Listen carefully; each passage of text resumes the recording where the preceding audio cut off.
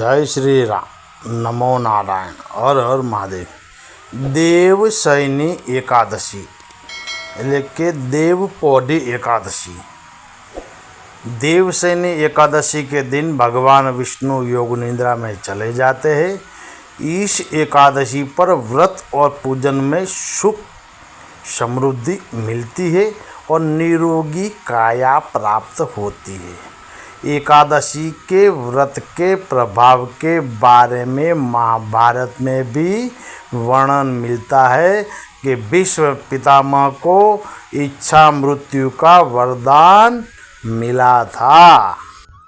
आषाढ़ मास के शुक्ल पक्ष की एकादशी, जिसे देवशयनी यानी देव पौढ़ी एकादशी भी कहते हैं, इस साल 6 जुलाई 2025 को देवशयनी एकादशी है। इस दिन सृष्टि के पालनहार भगवान विष्णु जी योग निद्रा में चले जाएंगे। इस एकादशी के दिन आप कुछ ऐसे विधान कर सकते हैं जिससे आपको सुख और समृद्धि मिल सकती है। एकादशी के दिन किए जाने वाले कुछ कामों को सिर्फ आपको निरोगी काया मिलेगी, बल्कि मृत्यु के बाद मोक्ष का रास्ता भी खुल जाएगा। एकादशी के व्रत के बारे में महाभारत में भी वर्णन सुनने और पढ़ने को मिलता है। एकादशी के व्रत की वजह से पितामह भीष्म को इच्छा मृत्यु का वरदान मिला था। भीष्म पितामह ने बाणों की शैया पर लेटे होने पर भी एकादशी का व्रत किया था। इस व्रत के प्रभाव से उन्हें अपने मृत्यु का समय स्वयं चुनने का अधिकार मिला और उन्होंने सूर्य के उत्तरायण होने पर प्राण त्यागे थे। एकादशी का व्रत करने वाले व्यक्ति को स्वर्ग में 1000 वर्ष तक रहने का फल मिलता है।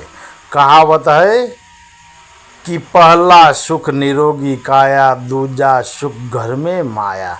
एकादशी का व्रत करने वाले व्यक्ति को यह दोनों ही चीज़ें मिलती हैं। देवशयनी एकादशी का व्रत करने वाले व्यक्ति को बीमारियां नहीं होती और वह निरोगी काया प्राप्त करता है।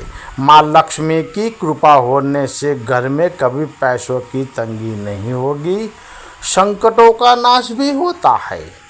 देवशयनी एकादशी के बाद श्री हरि योग निद्रा में चले जाते हैं।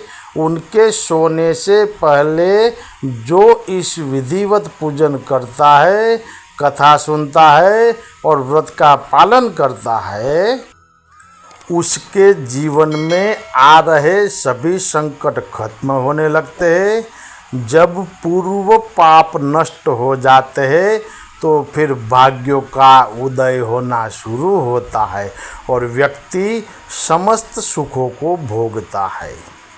मोक्ष प्राप्ति के लिए ये करे कि कहते हैं देवशयनी एकादशी के दिन तुलसी और शालिग्राम की पूजा करने से मृत्यु के बाद इंसान को मोक्ष मिलता है। शाम के समय तुलसी के पौधे के पास घी का दीपक जलाए, उसके बाद ओम वासुदेवाय नमः मंत्र का 108 बार जाप करे, फिर 11 बार तुलसी जी की परिक्रमा करे। इससे आपको सभी पापों से मुक्ति मिलेगी। जय श्री राम। नमो नारायण। हर हर महादेव।